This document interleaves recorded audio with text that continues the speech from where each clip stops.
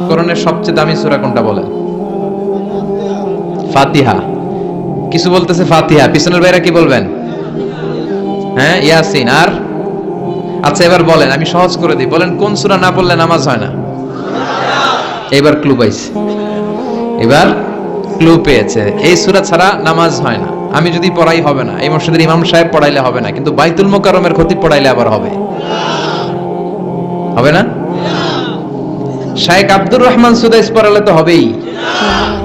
খাইছে কত বড় মুফতি দেখছেন, ফতোয়া দিয়ে দিচ্ছে জি না, আসলেই হবে না। কারণ এটা এমন সূরা, এই সূরা না পড়লে নামাজ হয় না।